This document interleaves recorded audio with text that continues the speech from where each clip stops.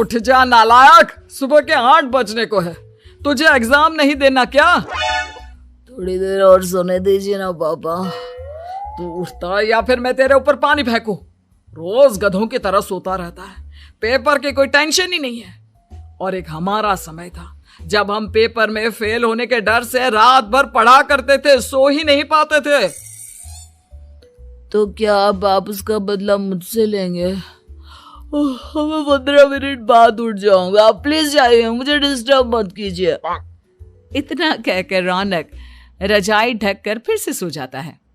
तू वैसे नहीं मानेगा, रुक मैं अभी पानी लेकर आता हूं। बस फिर क्या था, इतना कहकर वो भागते हुए बाथरूम में जाते हैं और पानी की एक बड़ी सी बाल्टी लाकर रौनक के ऊपर फेंक देते हैं। पानी पड़ते ही रौनक झट से उठ जाता है। ये आपने क्या किया पापा? अब तो उठेगा नहीं तो यही करना पड़ेगा ना। वैसे थैंक्स डैड, आपके कारण ना अब मुझे नहाने की भी जरूरत नहीं पड़ेगी। चलिए अब आप माँ से बोलकर मेरे कपड़े निकलवा दीजिए, तब तक मैं ब्रश कर लेता हूँ। वैसे कल ना आप एक काम और करना, नहलाने के साथ साथ मुझे ब्रश भी करवा देना। ये ब्रश करने में ना मुझे बहुत आलस आता है। रौनक की बातों से अरविंद का मुंह खुला का खुला रह जाता है। वो अपनी पत्नी कमला के पास जाता है और रौनक की हरकतों के बारे में बताता है, जिसे सुन उसकी पत्नी हंसने लगती है। तुम अपने बेटे को समझाने के बजाय हंस रही हो। रौनक बच्चा है, धीरे धीरे सुधर जाएगा, आप क्यों उसके पीछे पड़े रहते हो? अभी नहीं सुधरेगा तो कब सुधरेगा? 10वीं क्लास में है रौनक, वो अब कोई बच्चा नहीं रहा। अरविंद की इतना बोलते ही वहां रौनक भी आ जाता है। क्या डैड, मैंने आपको एक काम दिया था, वो भी नहीं हुआ आपसे। अरे क्या हुआ बेटा? माँ, मैंने डैड से बोला था कि वो आपको बोलकर मेरे स्कूल की यूनिफॉर्म निकाल दे, लेकिन मेरे पीछे पड़ने के अलावा इनसे एक काम ढंग से नहीं होता। देख रही हो कमला, देख रही हो अपने लाडले को? अरे आप चुप रहिए जी। चलो बेटा, मैं तुम्हें कपड़े निकाल कर दे देती हूँ। बस ऐसे ही साल पर साल बीतते जाते हैं, लेकिन रौनक के रवैये में कोई बदलाव नहीं आता। वो पहले से भी ज्यादा आलसी और पूरी तरह अपने माता पिता पर निर्भर हो जाता है।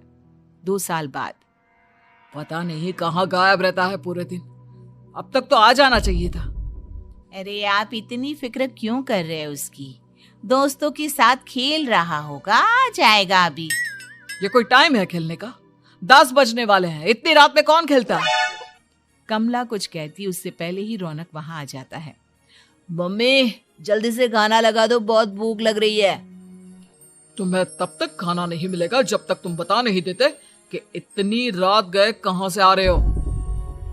ओ प्लीज डैड, अब आप एसी पे प्रद्युमन बनकर मेरे सर पर बंदूक लेकर मत बैठ जाना। अपनी फालतू की बकवास बंद कर और बता कहां से आ रहा है। माँ अब समझाइए ना डैड को। बता देना बेटा, इनको भी तसल्ली हो जाएगी। आप बोल रही हैं तो बता देता हूँ, मैं दोस्तों के साथ मूवी देखने गया था, इसलिए देर हो गई। तो इन सब चीजों में मेरे पैसे उड़ाता है? कभी 1 रुपया कमाने के बारे में सोचा है तूने? जब देखो हवा की तरह पैसे उड़ाता रहता है। माँ अब आप इन्हें चुप करा दीजिए, वरना ना मुझे गुस्सा आ जाएगा। अच्छा क्या कर लेगा? बता ना क्या कर लेगा तू? वैसे बात तो ठीक ही है, मैं कर ही क्या सकता हूँ। पैसे तो फिर भी मैं आपसे ही मांगूंगा ना। चलिए अब ये सब बात छोड़िए और मम्मी मेरे लिए खाना लगा दीजिए। अभी लगा देती हूँ बेटा।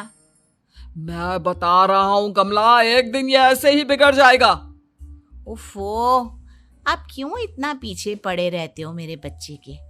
बात की बाद में देखेंगे, अभी आप शांति से उसे खाना खाने देंगे।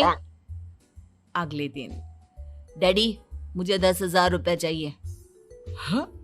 अब इतने पैसे क्यों चाहिए तुझे? डैड आप बिना सवाल किए कभी पैसे नहीं दे सकते क्या?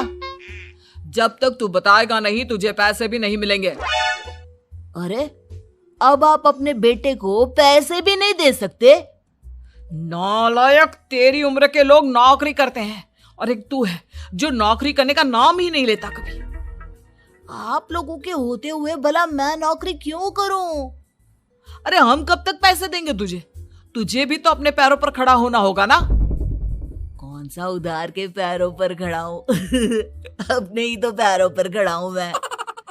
इसी तरह रौनक दिन प्रतिदिन लापरवाह होता जाता है।